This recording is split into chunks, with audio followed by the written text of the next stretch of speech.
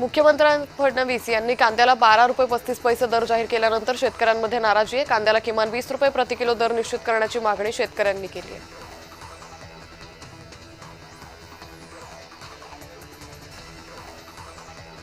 नंदुरबार जिल्ह्यातील नावपर इथं बर्ड फ्लू आढळून आलाय। बर्ड फ्लूच्या पार्श्वभूमीवर पशुसंवर्धन विभागाने उपाययोजना करण्यास सुरुवात केली आहे।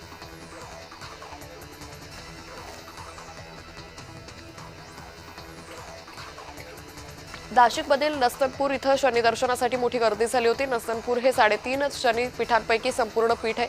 शनी जयंती आणि शनी अमावस्येनिमित्त इथं चोख व्यवस्था ठेवण्यात आली होती। साताऱ्यात छत्रपती महोत्सवाचं आयोजन करण्यात आलं। शस्त्र प्रदर्शन आणि छत्रपतींच्या दरबाराची भव्य प्रतिकृती यावेळी साकारण्यात आली।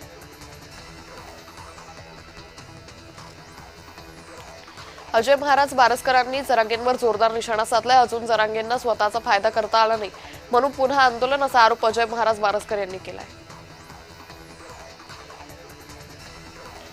पंतप्रधानांच्या आवाहनाला भंडारा जिल्ह्यातील पोलीस अधिकाऱ्यांनी केराची टोपली दाखवली। आंदोलनस्थळी वरिष्ठ पोलीस अधिकारी गाडीत एसी सुरू ठेवून निवांत बसले, त्यामुळे टीका होते।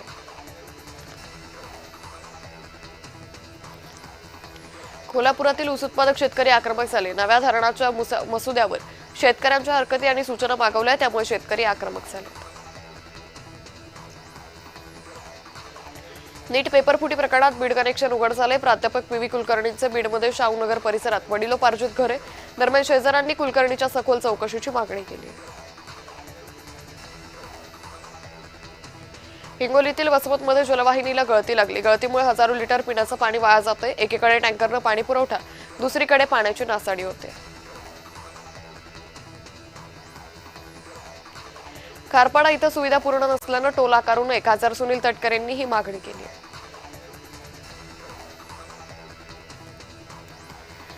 पंतप्रधानांच्या आवाहनाला वारकरी संप्रदायानं उत्स्फूर्त प्रतिसाद दिलाय। संतांच्या ग्रंथांवर हेलिकॉप्टरमधून होणारी पुष्पवृष्टी रद्द करण्यात आली।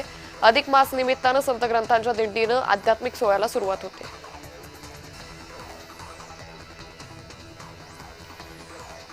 सिंधुदुर्ग जिल्ह्यातील तुळस येथील जैतेर उत्सवाला सुरुवात झाली। महाराष्ट्रात, गोवा, कर्नाटकातून हजारो भाविकांची गर्दी झाली। नराचा नारायण आणि माहेर वाशिनीचे देव अशी ख्याती आहे।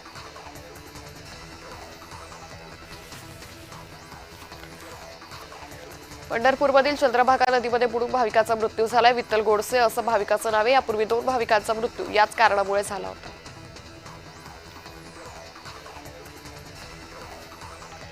अजित पवार यांनी पाहिलेलं स्वच्छ सुंदर आदर्श बारामतीचं स्वप्न साकार करण्याच्या उद्देशानं नगरसेविका संपदा चौधरी यांच्या माध्यमातून रुई इथं स्वच्छता अभियान राबवण्यात येते। अनेक आठवड्यांपासून सातत्यानं सुरू असलेल्या या उपक्रमाचा सलग 10वा शनिवार पार पडला।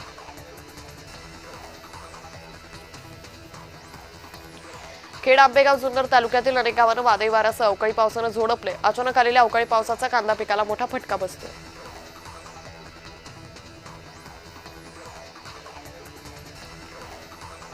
यवतमाळ जिल्ह्यातील लाडखेड येथील रेणुका पेट्रोल पंपावर पेट्रोल भरत असताना अपघात झाला।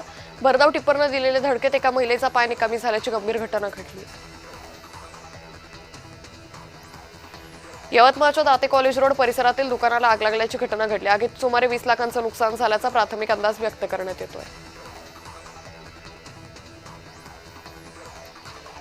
बारामतीत युगेंद्र पवारांच्या संकल्पनेतून श्रेयू फाउंडेशनकडून 2 दिवसीय भूमी उत्सव 2026 प्रदर्शन आयोजित करण्यात आलं।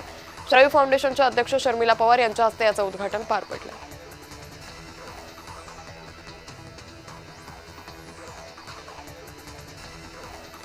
तर राज्याच्या सागरी जलक्षेत्रात 1 जून ते 31 जुलै 2026 या 61 दिवसांच्या कालावधीत यंत्रचलित आणि यांत्रिक मासेमारी नौकांना मासेमारीसाठी बंदी घालण्यात आली आहे। नियमांचं उल्लंघन करणाऱ्यांवर नौका जप्तीसह कठोर कारवाई करण्यात येणार असल्याची माहिती सहाय्यक आयुक्त मत्स्य व्यवसाय सावी कुवेसकर यांनी दिली आहे।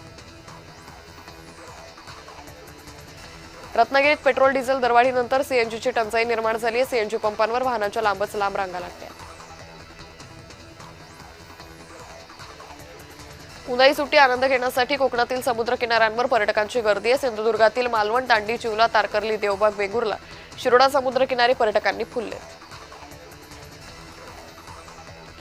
नीट पेपरफुटी प्रकरणी क्रांती चौकात एमआयएमनं आंदोलन केलं। आंदोलनात एमआयएमचे नेते इम्तियाज जलील यांनी सहभाग घेतला। यावेळी केंद्र सरकारच्या विरोधात एमआयएमच्या पदाधिकाऱ्यांकडून जोरदार घोषणाबाजी करण्यात आली। राजगड तालुक्यात 1 वर्षापासून फरार असलेल्या सराईत आरोपीला अखेर वेल्हे पोलिसांनी जेरबंद केले. लग्नातील वादातून बेकायदेशीर जमाव जमवून मारहाण केल्याच्या गुन्ह्यातील आरोपी विश्वनाथ ढोडिंबा ढेबे याला डोंजे परिसरातून ताब्यात घेतले. अमरावती जिल्ह्यातील 26 ग्रामपंचायतींना ई-रिक्षा घंटा गाड्यांचे वितरण करण्यात आले. बावनकुळे यांच्या हस्ते ई-रिक्षा घंटा गाड्यांचे वितरण करण्यात आले.